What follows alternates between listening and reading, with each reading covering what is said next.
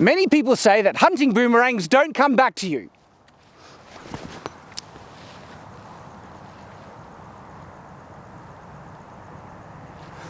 Oz, go get it. Hey, found it a lot easier that time, that's good.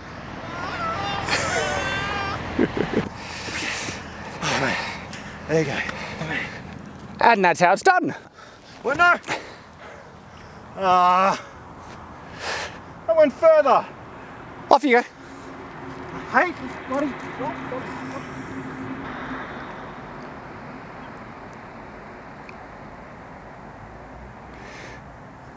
Okay, now I'm actually exhausted. Please, Shad, don't throw it again. Of course not. Off you go.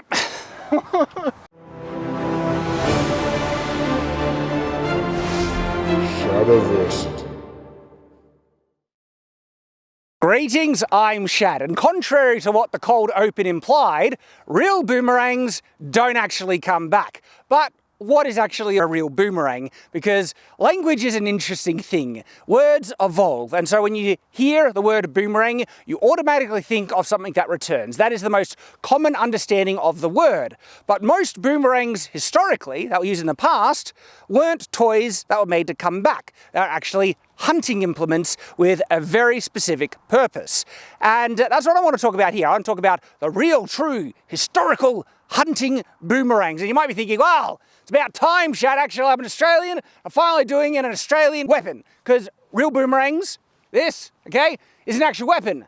But it's also a misconception to assume that they're wholly Australian. Yes, they absolutely, were used by Indigenous Australians throughout history, but it's not the only place, okay? Looks like the boomerang was an invention that happened in multiple places throughout the world. We don't know if there's any type of common connection, but it happened.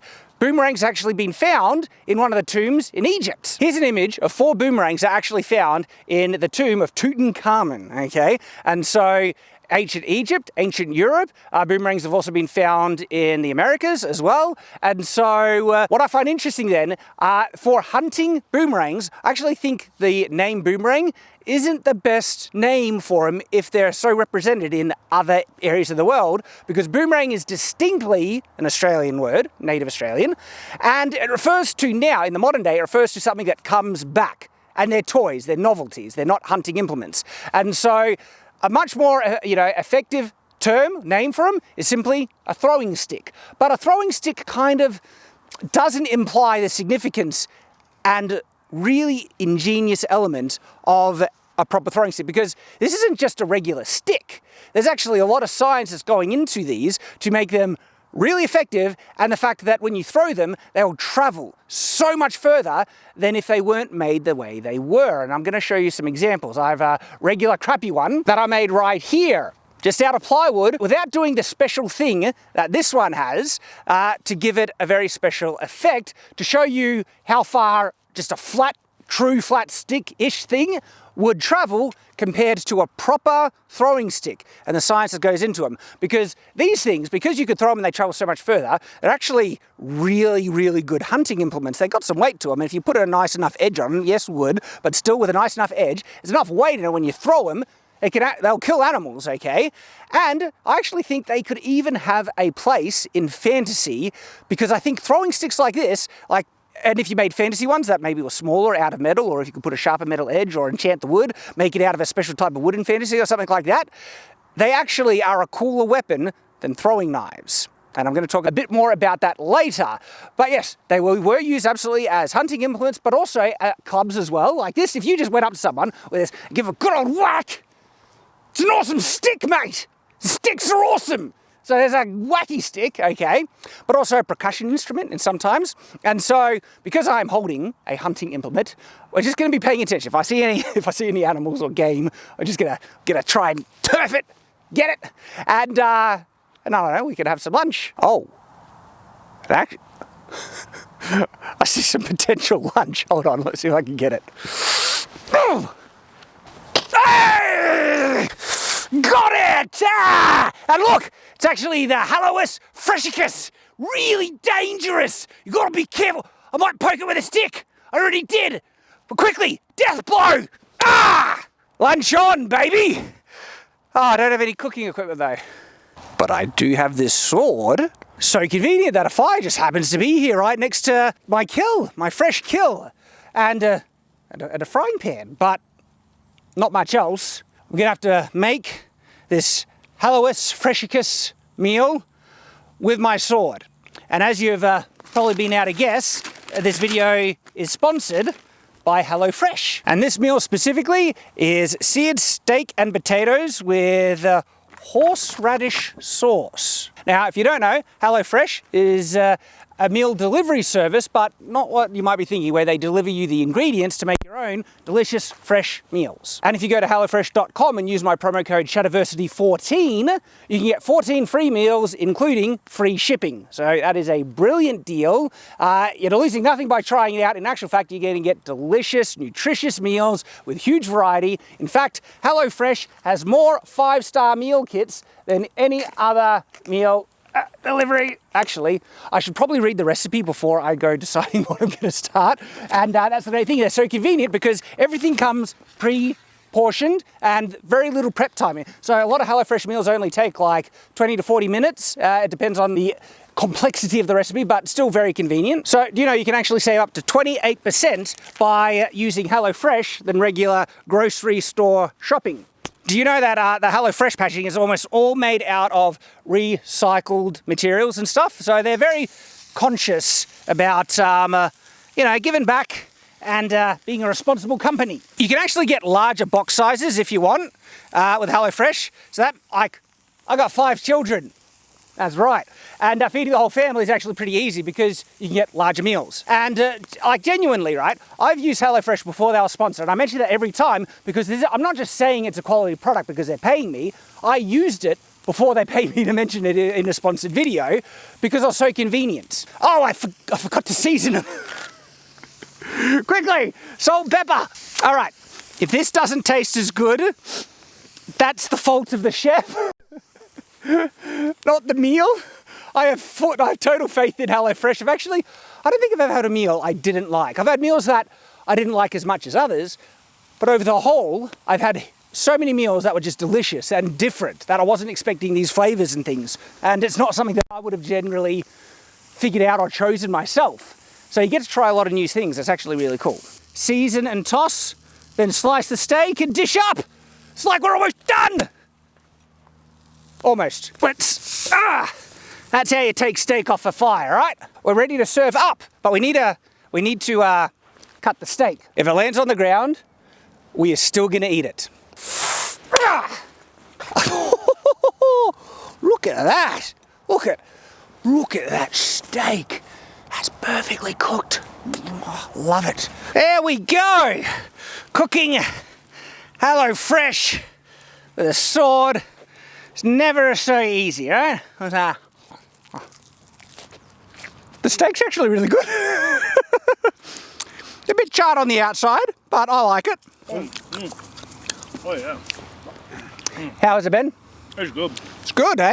And as shocked as I am to say it, the horseradish sauce makes it. Yeah, really, the horseradish sauce is great. That's why I'm taking all of it. Wow. It's all mine now. So, thank you to HelloFresh for sponsoring this video. And if you go to hellofresh.com and use my promo code Shadowversity14, you can get 14 free meals, including free shipping. It's a brilliant deal. Great food. Great quality. Save your time and effort. Very sustainable stuff. Oh, love it. So, thank you to HelloFresh for sponsoring us once again. And now let's get back to showing you what else I can do with this throwing stick, eh? So as I was saying before, it's much better to just call these throwing sticks than actual boomerangs to, one, avoid the confusion of something that's supposed to come back, because people just think boomerang is a thing that's supposed to come back, and the fact that this is a multicultural weapon. It's not just Aboriginal, we found them in many places in the world. All right, so now why are they so cool? And it's the fact that this is actually what is called an airfoil, and people have surmised, and I think it's a pretty safe theory, that they're the earliest airfoil that humans ever made, but we didn't really know what like the science behind it. Now we do, and we know it's called an airfoil. But what is an airfoil? Well, an airfoil is essentially the cross-section of a wing. This is a wing, a thrown wing. And the airfoil is made in such a way that it won't curve, okay? Like a returning boomerang, when you throw it, it's going to curve. This one is made to do something different, and it's taking advantage of what an airfoil does, and that is the ability to create lift. How does it create lift? There's actually a couple of things that create the lift effect on an airfoil, but this greater effect is actually the negative air pressure that travels over the wing than the denser pressure traveling under. People assume that when you have an airfoil, so if this is the bottom angle of an airfoil and wind hits it, that's going to push it up. In actual fact, it would just cause it to tilt, and you could counteract that with a rear wing, like tail fins or something like that. But there's actually far more to it than you might assume. It's the negative air pressure that travels over the wing, and it's caused specifically by the top curve of the airfoil. It takes longer for the wind to travel over the wing than it does to travel under, because the curve actually is a longer surface area for the wind to travel over, and that creates a really interesting effect when the air leaves the airfoil. But it's also the fact that it curves over. Basically what happens is that it creates negative pressure, and when you have negative pressure, an interesting thing happens. And you can test this if you just have an empty glass bottle. You suck out the air, okay, and it's going to create negative air pressure in the bottle, and you're going to feel a vacuum effect, a pulling in. And so when you do it,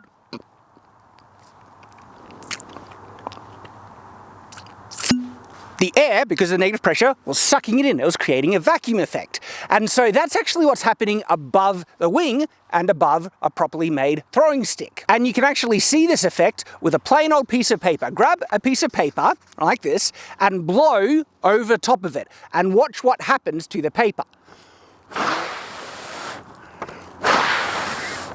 See how it lifts? It's creating a negative air pressure zone, which has almost like a vacuum-like effect on this, which pulls it up.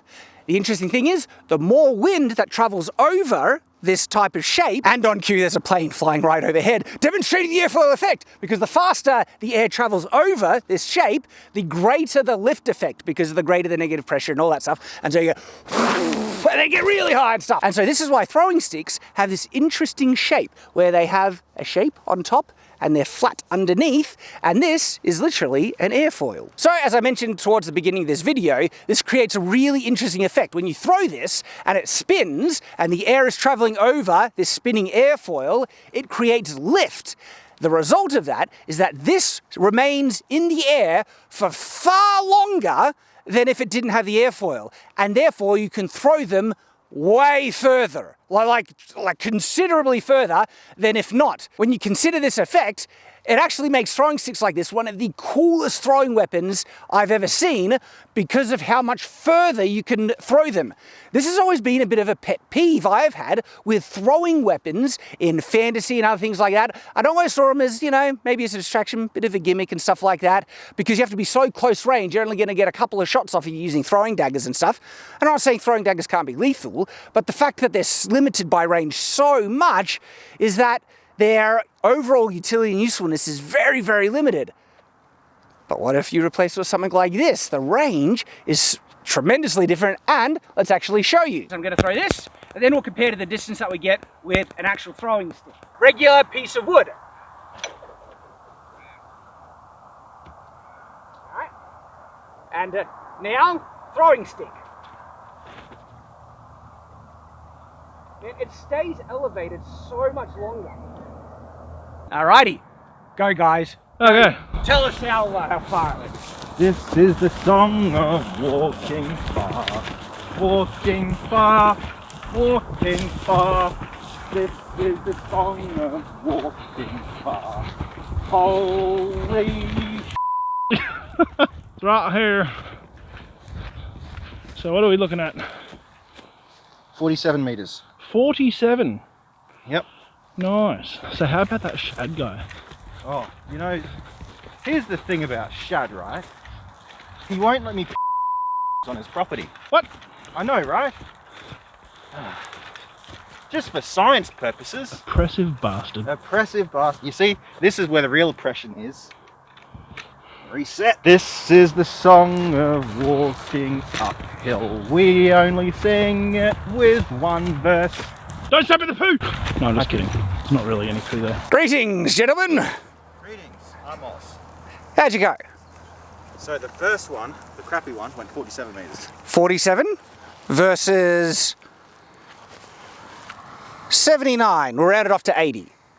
So 47 versus 80. So as we saw, the throwing stick that actually has the airfoil effect, not only did it stay elevated for a lot longer, as a result, it went much, much further, which has obviously going to have a lot of utility, but I actually want to do it again because I wasn't even throwing the hardest I could then. That was just kind of a casual thing. I want to really throw it as hard as I can to see how far we can get it.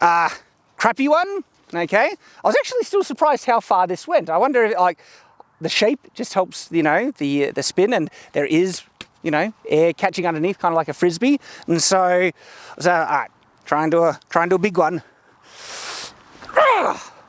Holy crap, that just went on a big angle and just, hey! Look at that! That's pretty cool. Just sticking right in the ground. You see that? Alrighty, so might have been the throw, okay, but just went off on a weird angle. All right, so now big throw with this one. It curves a bit, doesn't it? Much further, but I don't think because we can almost see the difference. We can't see where that landed. So I don't actually have a very strong throwing arm, yet still throw it about 80 meters with this. And people who have good throwing arms, easily 100 meters and up to 120, depending on how strong that throwing arm is. And with practice, they can throw them remarkably level. Like I've seen, you know, videos, people using this thing, they throw them and it stays so level all the way right to the target, which is awesome and astounding, but also would make them such a better weapon because when you throw something, if it stays level and on target, you have better accuracy. It's much harder to throw something that curves, like a returning boomerang, because you can sometimes try and angle it so when it curves it'll actually hit the target instead of returning to yourself. But measuring that curve is so much more difficult, almost impossible, because you can't predict changes in the wind and air pressure and things like that, and it would be so subtle to get that curve perfectly to always hit the target. But because these fly steady and straight, you can be remarkably accurate with them, hence why they were used as hunting implements. And then consider the ranges that I was just mentioning, 100 to 120 meters, all right? You can't reach that with like a throwing dagger, and you could make these almost as lethal. Now, I've never seen an actual metal one, and I think metal would be too heavy, but I'd be very interested to see what size. Like if you got one that was maybe yay big, the size of, say, a throwing knife, sharpened all the edges, had the airfoil curve on the top, and threw them, well, they could travel really, really far, because the weight is interesting. Like you could get a similar weight in a much smaller package if it was made out of metal, and their range would still be very significant. And how lethal would they be that small? That actually depends. I like that throwing sticks are usually bigger because they have a wider area of effect, and it also increases the leverage kind of spin. And so because there's, you know, length from the actual point of rotation, but could that be offset by greater weight and everything? Perhaps. And so I actually think throwing sticks like this have a place in fantasy, and in some cases, with a fantasy twist on them, like metal, they could replace throwing daggers for rogues. I think it's really cool, and they would get much greater range and be as lethal or not, or more lethal, because there are two effects that happen when you get out of a throwing stick, which increases their lethality. You kind of get this with throwing daggers when you spin them, okay, but because they're smaller, the spinning ratio is different, and because it's a lot longer, the leverage is higher. Because what it is, it's not just the forward momentum of the actual throwing stick, but it's also the speed of the spin. And so you get the forward momentum as well as the rotational whack, and so can do some serious damage depending on how it lands, of course. What's also interesting about this, there is a character in fantasy, superhero related is fantasy, that actually uses essentially these. It's Batman. His batarangs. They're literally called batarangs, okay, after boomerangs, except do batarangs come back? Not usually. I mean, I remember in Batman Returns, he has the one he programs, and it's really like technology and it flies and stuff. But a regular batarang, kind of like that's based off of shuriken that he makes in, say, Batman Begins, they're basically just throwing bladed things. But if they're actually considered, say, batarangs, and they're made off of the principles of a throwing stick with the airfoil effect, that could be why Batman uses them. Obviously, he doesn't use them in every single iteration of Batman, but you can do some hand waving, and perhaps that's why, because they would legitimately be able to be thrown so much further because of the airfoil effect than a simple shuriken. But I hate shuriken. Like, they're small little things that wouldn't really kill people. They'll be painful and they could distract people as a distraction. But like these Death Stars, no, they're not Death Stars, okay? If you made them bigger, maybe something like this, with bladed, that could kill. Like imagine, it would be probably too heavy, but what if you made it hollow? Because what you need is an edge. You need a really sharp, strong edge, and steel is one of the best go-tos for that. But then if you get the same shape and same weight in this size, all right, and you actually was able to hurl this at someone, the spinning effect, I think it could potentially decapitate someone with a good shot. Like, legitimately. There is enough heft in it and enough force behind it, and if it was sharp enough, freaking awesome, man. So yes, I think throwing sticks are great, and we should perhaps just call them throwing sticks because they actually existed in many other parts than just Australia, and I want to share them with you, why they're awesome, my thoughts in it, and how we could perhaps integrate them into fantasy a bit more, because they're a legitimately very cool weapon with advantages over our regular normal throwing weapons that don't have the range that this throwing one does. And it's a stick. Love it. So thank you for watching, guys. I hope you have enjoyed. And of course, I hope to see you on the next video here on Shadiversity. So until that time, one last throw. Farewell. Oh boy, that one's going far. Oh, that might be my best throw yet.